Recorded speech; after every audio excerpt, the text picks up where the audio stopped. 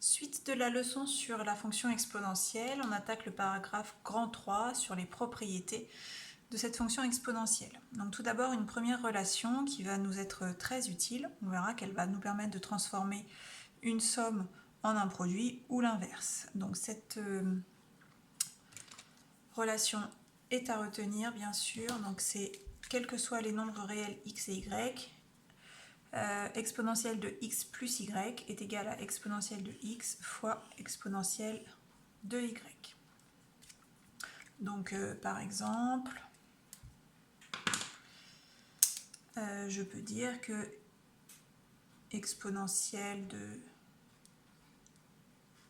5 c'est égal à exponentielle de 2 plus 3 par exemple, c'est-à-dire exponentielle de 2 fois exponentielle de 3.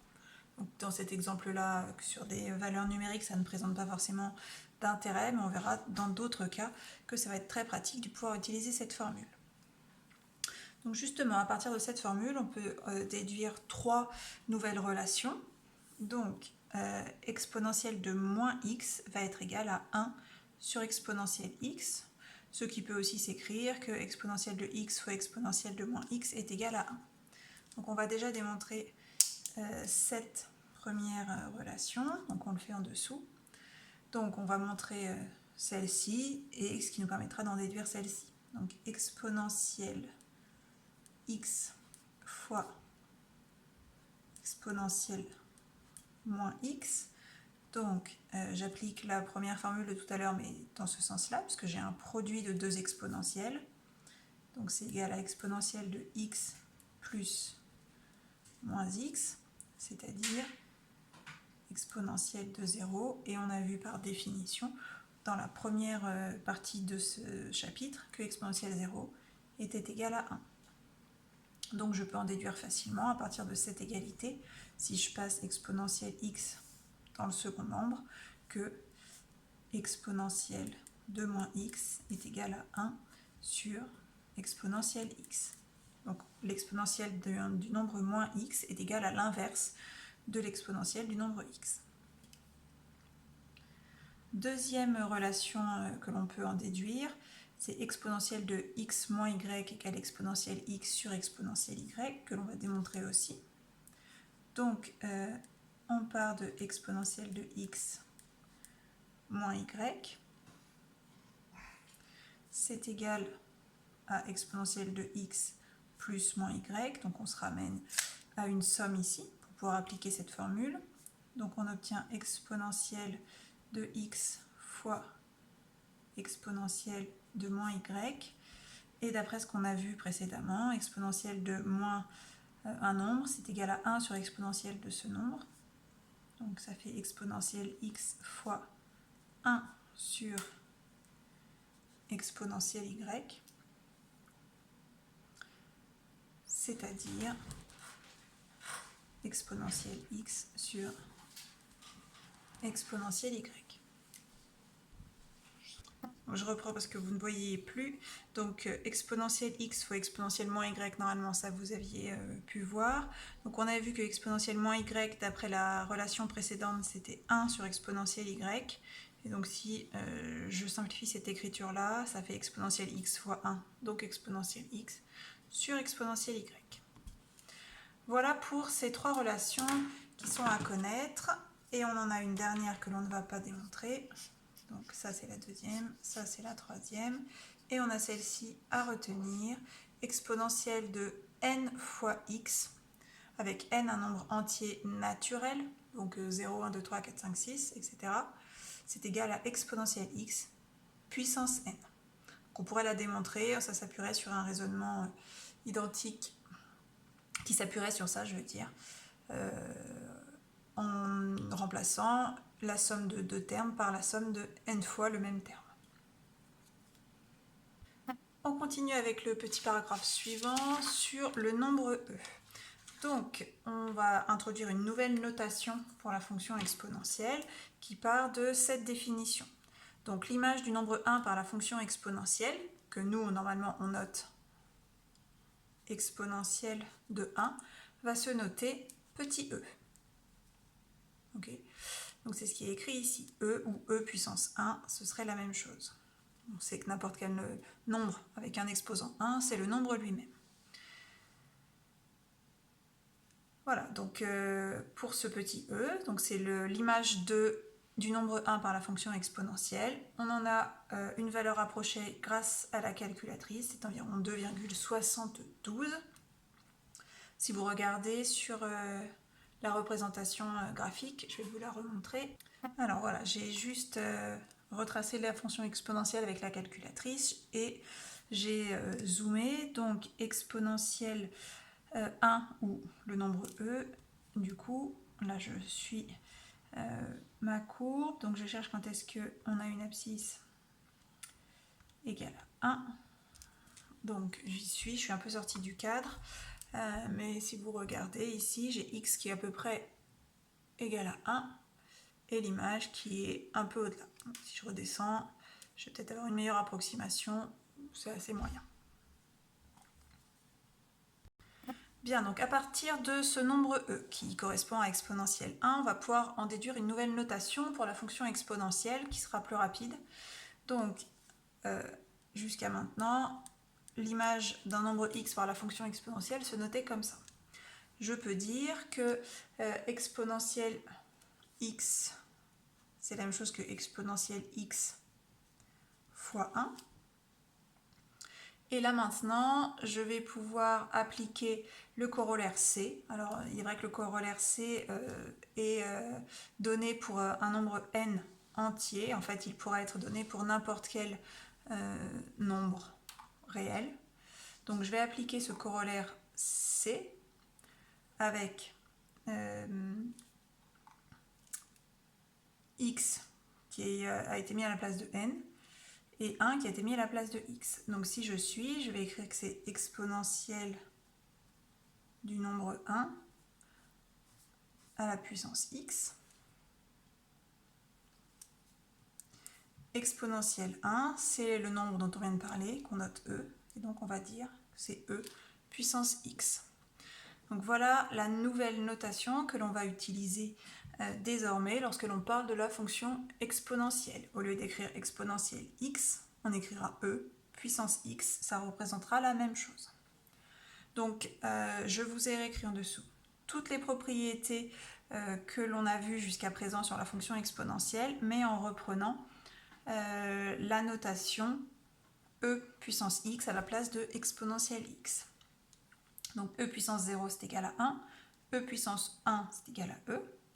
Ensuite, on a vu que qu'exponentielle x était toujours positif et que la dérivée d'exponentielle x c'est exponentielle x.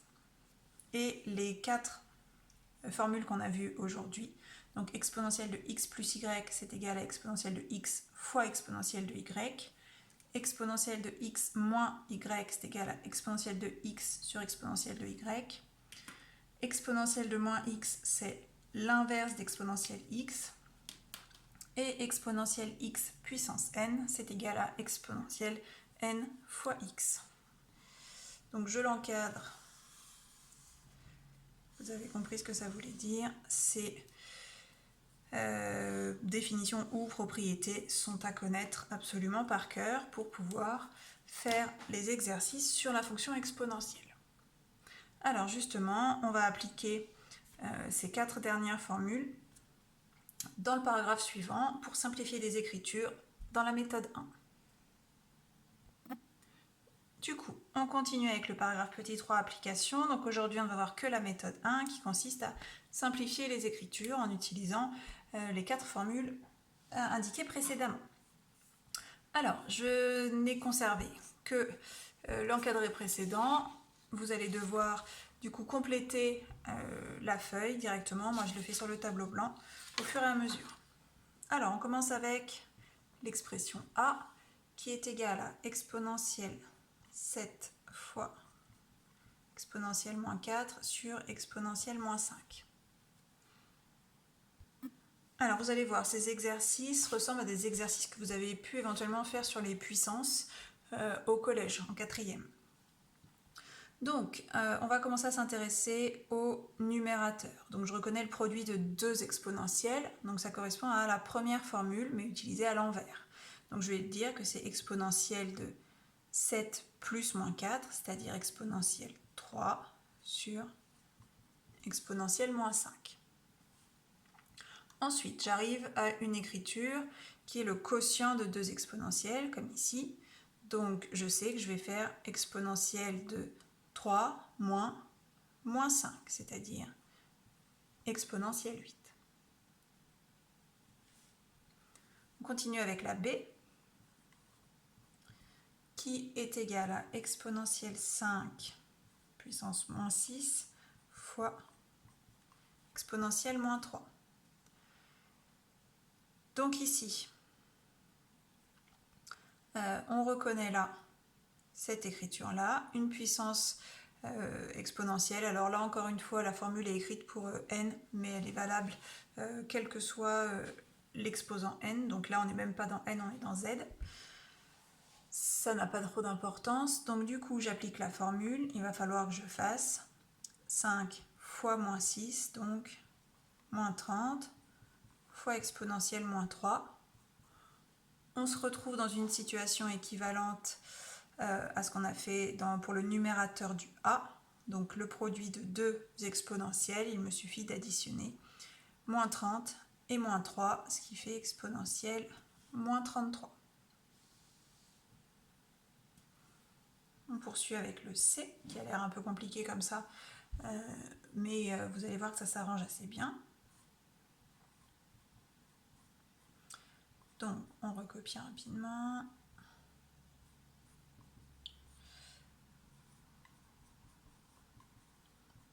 Alors on va pouvoir faire plusieurs choses en même temps. Je vais pouvoir m'occuper de ce premier dénominateur. Donc c'est cette formule-là, toujours, exponentielle moins 3 puissance 2. Donc je vais pouvoir simplifier en multipliant mes exposants. Donc exponentielle moins 6. Ensuite, je continue avec ce numérateur-là, c'est le même principe. Donc je vais multiplier mes exposants, exponentielle moins 4. Et enfin le dénominateur qui est ici. Donc là on est dans ce cas-là, exponentielle x fois exponentielle y. J'additionne mes exposants, 2 plus moins 6, moins 4. Alors ici,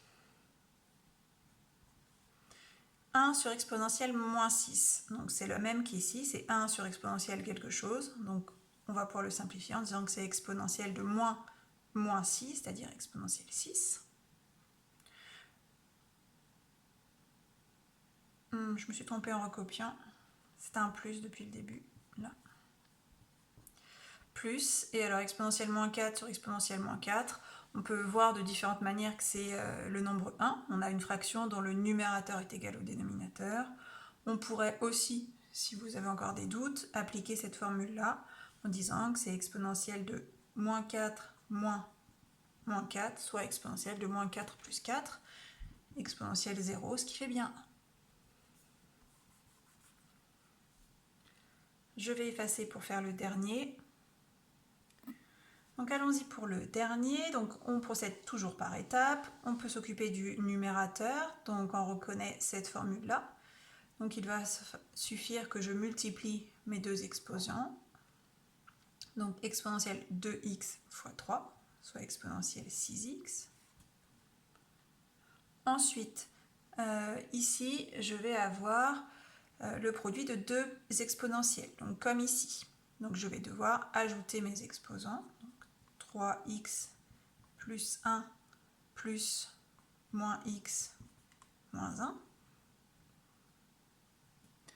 Je continue, je ne peux rien faire pour le moment au numérateur. Au dénominateur, par contre, je peux arranger cette expression. Il va me rester exponentielle, donc 2x. 3x moins x, ça fait 2x, et 1 moins 1, ça fait 0. J'ai bientôt terminé. Donc maintenant, j'ai le quotient de deux exponentielles, comme ici. Donc il me suffit de faire 6x moins 2x, soit exponentielle 4x. Et c'est terminé.